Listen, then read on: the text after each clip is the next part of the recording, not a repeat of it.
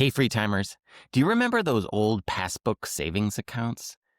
Some of you might not. Think of them as a paper-based banking app before smartphones existed. In this episode, we're giving that boring relic a modern makeover because cash deserves a starring role in your time freedom money strategy. It's what protects you in emergencies and lets you pounce on opportunities.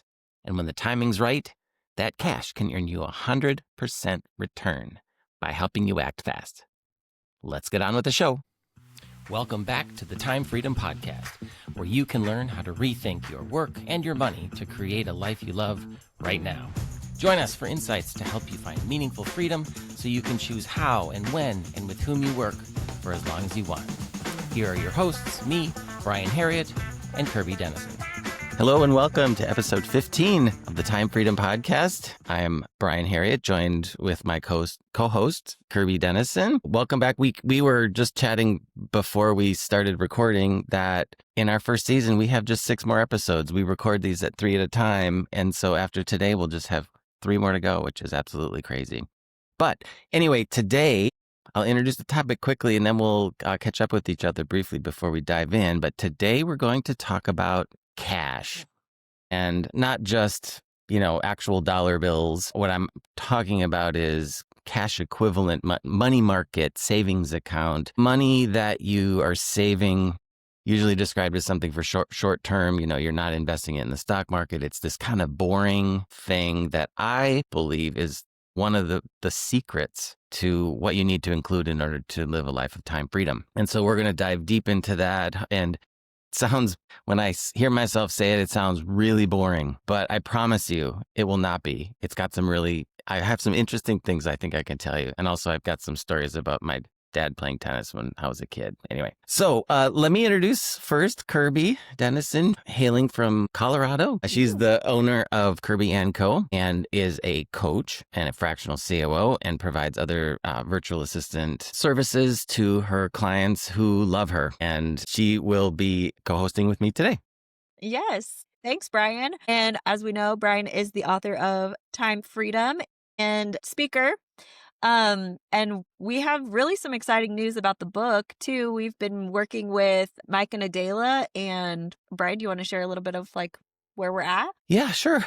So the Mike Kirby's referring to is Mike Michalowicz, and Adela is his daughter, but also like a literary agent and marketing lead that we're working with as part of Mike Michalowicz's team. Mike was the author of Profit First, is his most recognizable book. It's a top-selling book. He's also an author of several other books, but I got associated with him kind of through this book writing process.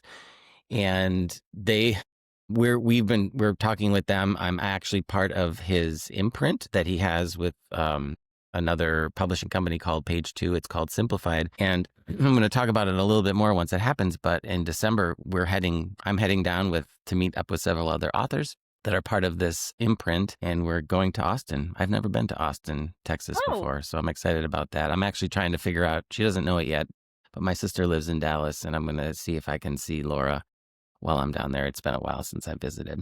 Well, but we're doing a lot of exciting things. So say again, yes, spoiler alert, Laura, if you hear this. I mean, yeah, if she's listening, and depending on when this comes out. Yes, all those ifs. Yes. So yes. Yeah, so just a lot of fun and exciting things to do. But yeah, so what have you been up to, Kirby? Well, let's start off with, I was able to share a funny story with Brian, and he was like, oh, that sounds like a podcast update. We were actually working cows this week. On Sunday, my grandparents have a ranch, and so we have cows. And this time of year, we always sort the calves off, work them so that they can go to sale. And that's kind of, how he makes his money. I spent the week recovering because I was charged by a cow on Sunday, and thankfully my wrist was not broken. However, it's still not 100%. I do not recommend wearing an Apple Watch if you're doing anything slightly dangerous. I'm looking for the Voxer message that you sent me because it was just so funny because I had no context and I didn't know what the heck you were talking about. I can't find it. I wish I could. But I'm glad that it was. So it's not broken. No, it's not broken. Okay, let me see if I could find it really quick. Let's It see. just said broke my wrist, was charged by a cow or something. I'm like, Oh yeah. charged by a cow? Uh, Like, Monday afternoon, I ended up having to get x-rays on my wrist, got charged by a cow, facepalm emoji. Brian. I Okay, didn't that's a podcast story. I didn't know what I didn't even think like charged. What, like charged money? That's what I first thought. And then I'm like, wait, Oh, what? yeah. Well, yeah, she was not happy and she got me. Oh, So wow. the life in rural Colorado or rural America, maybe, I don't know. Well, this was the weekend. I spent the weekend at one of Theo's soccer tournaments. So this is where you spend basically all day, both days of the weekend, watching games and then waiting for either watching or waiting for games. And I'll tell you, like youth sports is supposed to be fun, right? On Saturday night, they played under the lights against this team that was like 2 levels up. And I've never seen them play so well. Like they were down 2-0, then they were down 2-1. And they were like, I've never seen Theo hustle so hard in my life. He was like on defense guarding 2 people at the same time. And they played so well that it seemed like they won, even though they lost. It was the strangest thing. So they lost, but I didn't even feel upset about it. Although I was extremely nervous, and some of the other parents were like, "This is like the hardest game to watch ever," when it's so Yeah. close. But it was really, really, really exciting, and it got me thinking back to a lot of some of the youth sports that I played, which then actually is a lead into our topic for today. If I can dive into that. Yeah, let's do it. Yeah. So my sport was tennis, not soccer. I don't know anything about soccer, which is great as a parent because I can't yell things to the kids because I really don't know what I'm watching. But I played a lot of tennis because my dad played a lot of tennis. And when I was in high school, I had one of those moments. I was playing, I don't know, singles, probably number 2, because there was a younger kid on the team who was way better than me. But we played against this team. They were Fond du Lac Goodrich. That was the name of the school. And this player was incredible. And somehow I was in the first set. I beat him like 6-1 because no matter what I hit, it would go in. It was like if you ever talk about or hear about that concept of flow, like when you're in the flow state and like you don't even know how you're doing these things, it's just happening. It was probably the only time I've ever felt that in my life, but it was absolutely incredible. But the problem was it only lasted one set.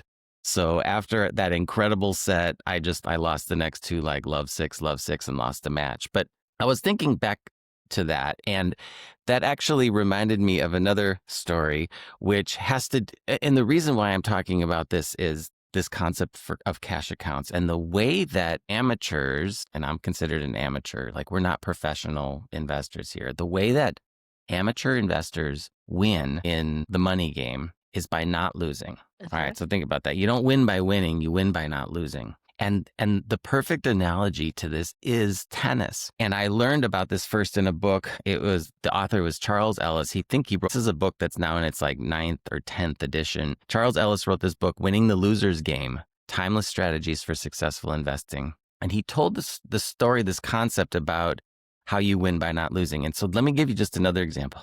So that was not effective for me.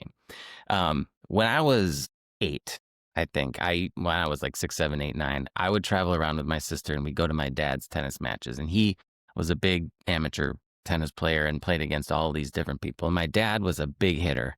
He hit huge serves and powerful spin shots and all these things. And he used to like relish the fact that he was teaching me to be a good player because he would spin his left-handed serve and hit me with it.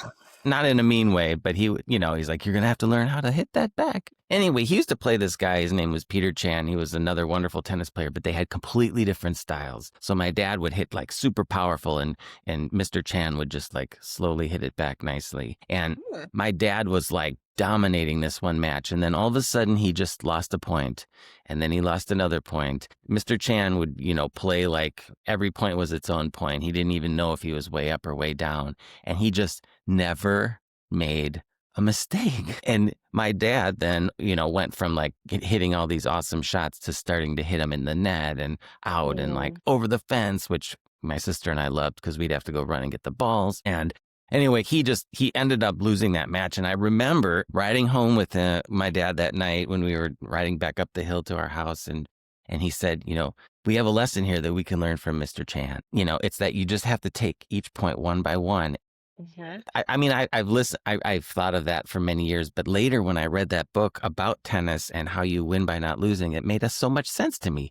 Like when you become a professional, you win by winning, because Mhm. nobody's making mistakes. But when you're new to this or you're new and it totally translates into the money piece, especially as it relates to time freedom, is that you have to be careful not to lose. And that's what this whole episode is about. It's why you have and you should value this cash account, this high yield savings or this money market account that you have so much. Yeah, I think that actually when you were talking about not first a couple things. When you're talking about not knowing anything about soccer so you can't yell, I am not that way. I am that way with soccer. Volleyball and basketball, not that way. Totally the person in the stands yelling at whatever either You're going to side. have to be careful or you're going to get be asked to leave. I've seen it Yeah. happen. Yeah, we had a few of those in high school, but I that's an interesting concept of like him not realizing like where it was and where you said that, a point is a point, regardless if you're winning or losing. Every time you just show up the same. And that's a lot of times like in coaching, for business coaching, you can do the same. You show up the same way and like, yes, you're going to win some and you're going to lose some. But if you keep showing up consistently, it's like the consistency piece. Yes. Yes, I totally agree with that. So let me just kind of address the part about cash accounts that, why it gets a bad name. In the investing world, the stock market's gone up so much for so long, like 45 years basically. Like, sure, it's had its downs, but it's just continually gone up. And so people are operating from this mindset of it's always going to go up. And the argument that they say about if you have your money in like a passbook savings account or a high yield savings account is that you're missing out on the opportunity to earn more money on your cash. I think, though, that if you have cash, it's not only protecting you in case of an emergency, if something comes up, that's one use of it.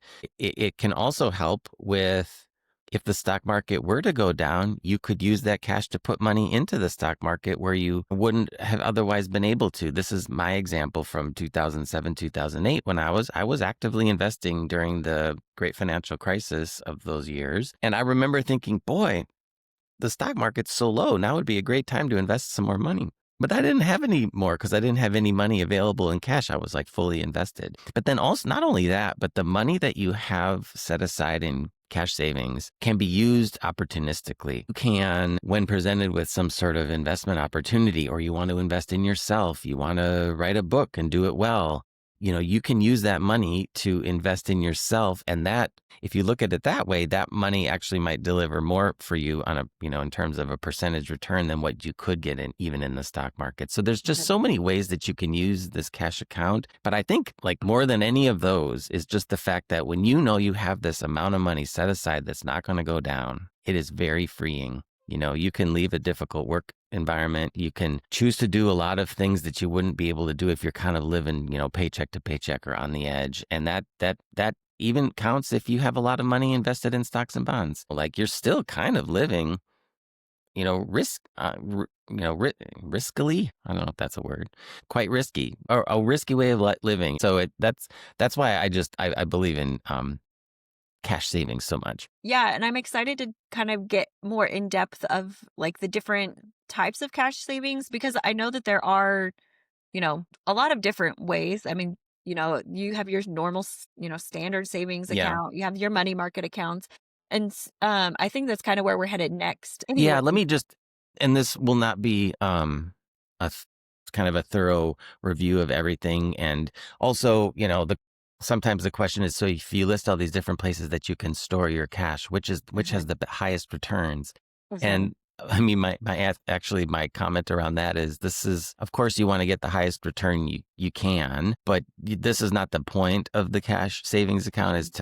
It's not really to earn as high amount. You want it to be safe and available to you. And usually all of these places are within 1% of each other. So they all work, but probably the most understood one is the high yield savings account. So this is your typical savings account. It's often though at like an online institution like Ally Bank or somewhere like that, where because they don't have physical branches, they don't have a lot of expenses. And so they can offer higher returns on the savings.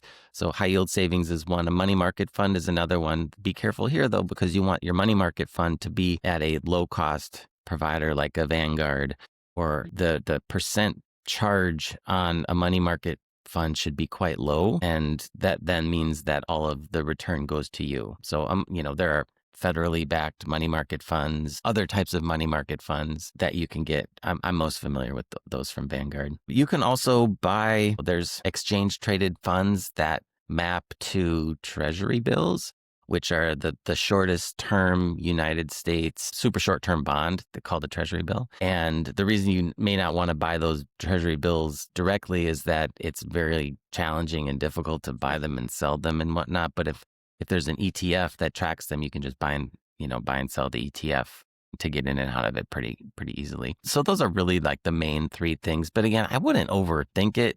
I would work it where it's convenient for you and make sure that, you just don't have a lot of expenses being charged. Yeah, I'm curious about the Vanguard. I'm not super familiar with the ones like at Vanguard. Mhm. However, I know a lot of like your local institutions have money markets. Like I know at the bank that I worked at, obviously we had money markets. And as a lender, we saw that a lot too, is like people with cash in their money markets. What are like the rates, at Vanguard compared to more of a commercial bank? Do you know? I would say they're probably a little bit higher, but they're only going to be like 0.5% higher, I'm Okay. guessing, because the commercial banks, have infrastructure that they have to fund.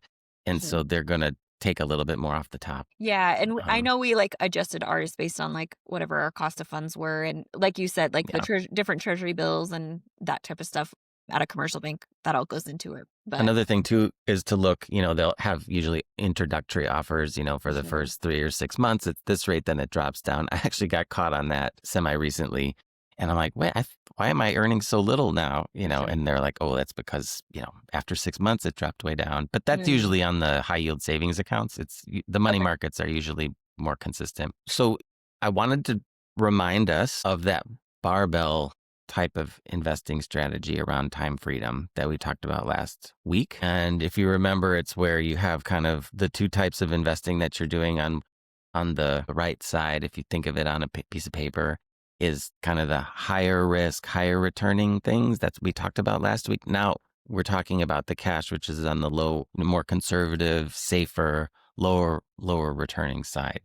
And we're looking for that appropriate balance. And I'm not going to get too much into, well, how much cash should we have and how much Mhm. investment should we have, because that's our topic for next week. But just know that what I wanted to use this episode for is to just really help us understand why that cash is so important. And maybe now's the right time to talk about this concept of loss asymmetry, which again, like you kind of know this, but you don't really think about it. And this is, I think, another argument for why it's so important to not lose money.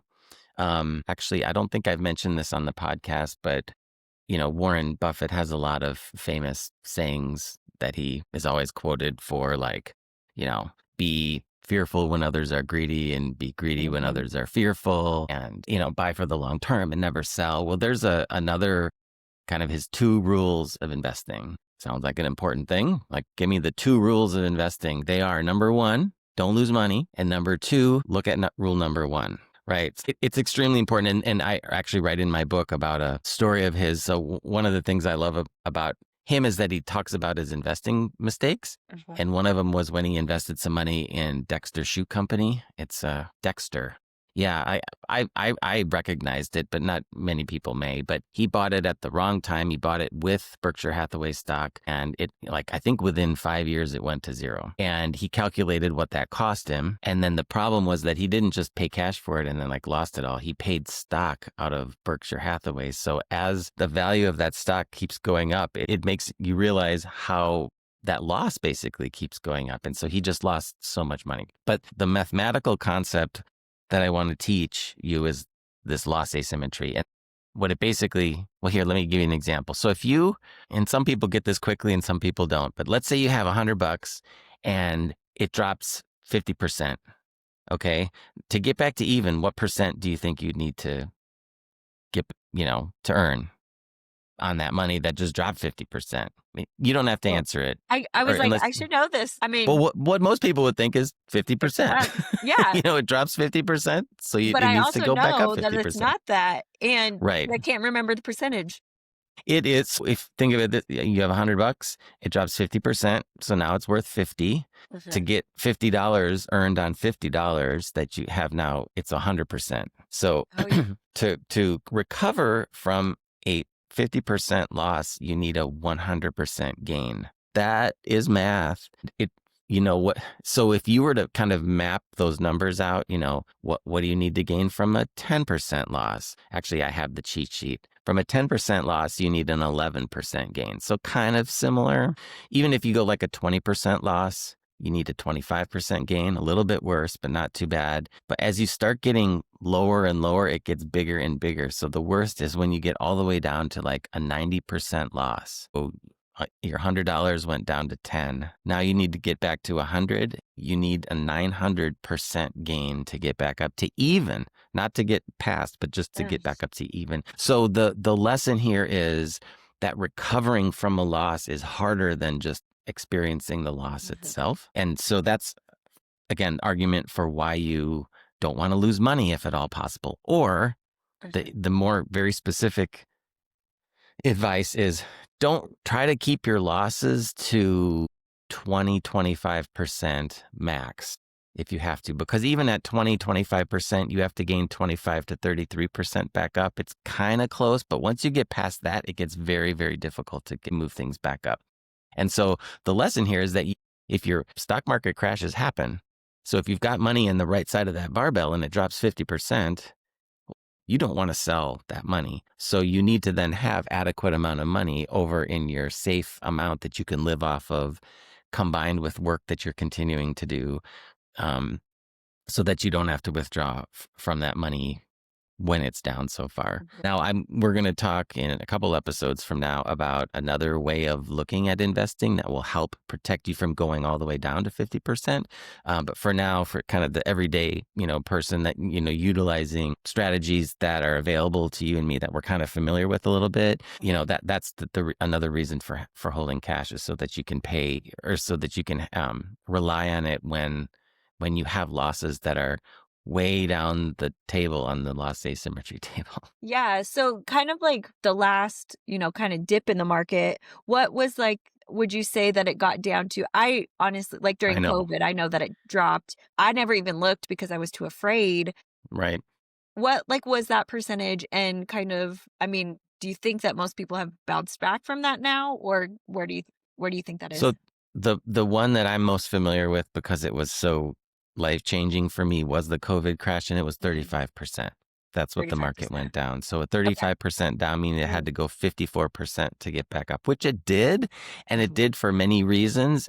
These things do happen, but the key is, like, they don't always have to just come back so fast. That's the Mhm. crazy, like, we just remember the recent past. And so I'm glad I had that experience, so that I'm aware now that I should look further back, Mhm. because, sometimes recoveries take a long time, and I don't want my investing strategy to be clouded by the fact that I just assume that the Federal Reserve is going to come and pump money in and push everything back up again, because that may not be the case always, Mhm. going into the future. In 2022, I think, was the last pretty bad year for the stock market. I don't actually know what it was, because I was investing using this other strategy, and my losses, I think, were limited to around 20%. But it was 20, 25. It got down probably about that much. And again, it's definitely more than back and recovered.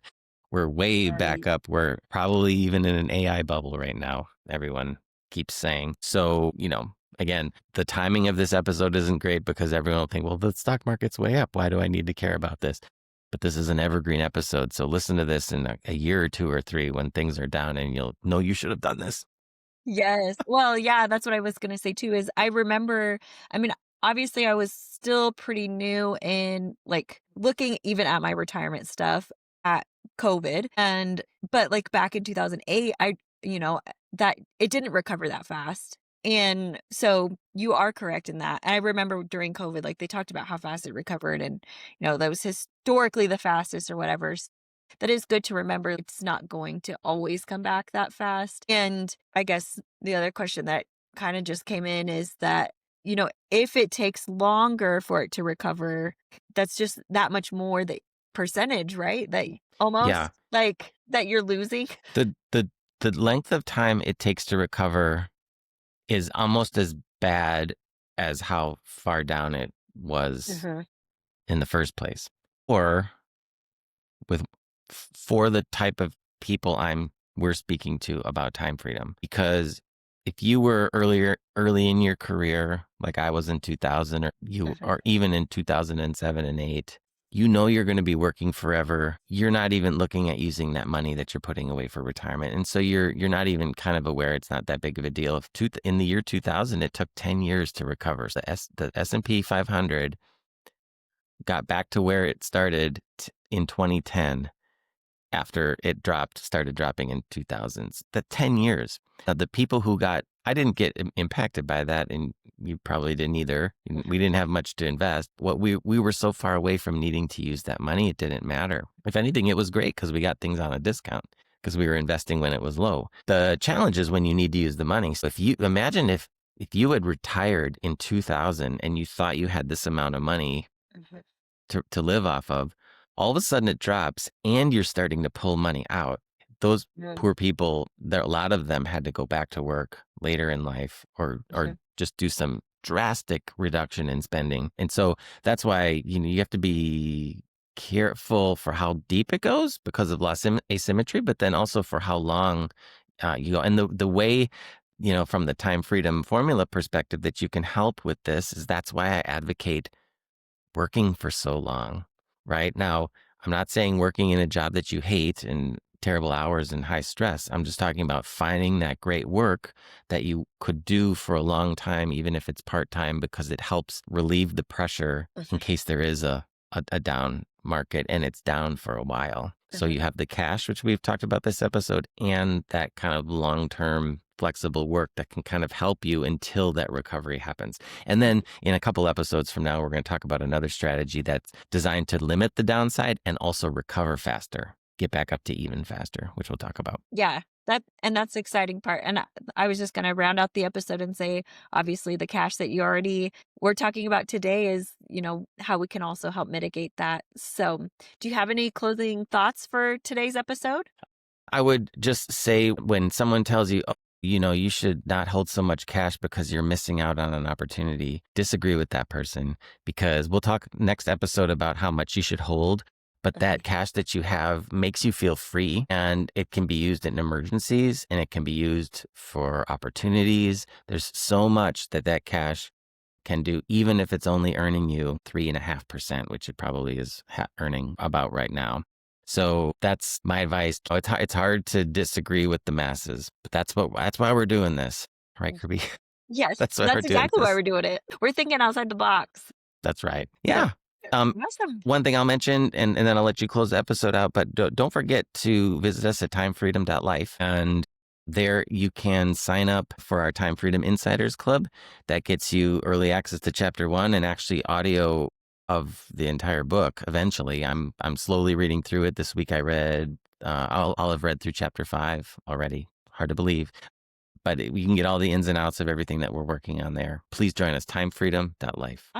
And don't forget to like and subscribe on Spotify, YouTube, Apple Podcasts, wherever you're tuning in. All those reviews will help us. We'll see you next week.